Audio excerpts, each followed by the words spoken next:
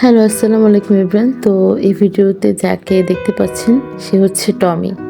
তো ওর কথা বলতে গেলেই না, তো আমি গিয়েছিলাম আমাদের গরুর জন্য দেখার জন্য। তো দেখলাম যে ও এখানে।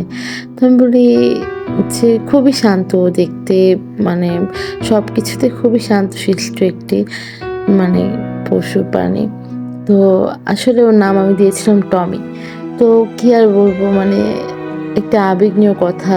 তো আমি মানে যখনই দেখেছিলাম, তো দেখার পর আমি তাকে যখনই আদর করছিলাম, দেখতেই পাচ্ছেন। তো একটা ভিডিও স্কিপ হয়ে গিয়েছে, তো সামনে গেলে দেখতে পারবেন প্রথম পার্টে ও আমার জন্য হাত বাড়িয়ে দেয়, মানে ওর পাটা বাড়িয়ে দিচ্ছে আর কি। দেখুন, আমি কিন্তু অপরিচিত একটি মানুষ, ও কিন্তু একটি অপরিচিত প্রাণী।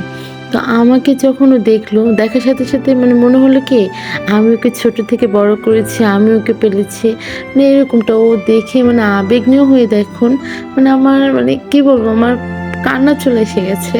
মানে ও পুরা কান্না করে দিচ্ছে। দেখুন আপনারা, মানে একটা পশুর মধ্যে যে আল্লাহ এতটা ভালোবাসা দিতে পারে, কিন্তু একটা মানুষের মধ্যে সেই মনুষ্যত্বটা নেই আজ, কিন্তু সেইটা পশুর মধ্যে আছে। দেখুন, যাকে আমি চিনলাম না, জানলাম না, কিছুই করলাম না, সে পশুটি না দেখেও আমাকে ভালোবেসে ফেললো। আমি মানে কি বলবো, মানে বলার আর কি ভাষাটা হারিয়ে ফেলেছি। তো আল্লাহর কাছে একটা কথাই বলি যে আল্লাহ, মানুষকে বিশ্বাস করার থেকে একটি পশুকে বিশ্বাস করা অনেকটা ভালো। কারণ আপনি যদি তাকে ছেড়ে দেন, ঠিক আছে, মানুষের উদ্দেশ্যে বলছি, আপনি যদি তাকে ছেড়েও দেন, সে ৭ ঘর ঘুরে এসেও আপনার ঘরে ঠিকই আসবে। কিন্তু একটি মানুষকে যখন আপনি ছেড়ে দিবেন, সে ১,০০০ ঘর ঘুরতে থাকবে, আপনার ঘরে সে কখনোই আসবে না।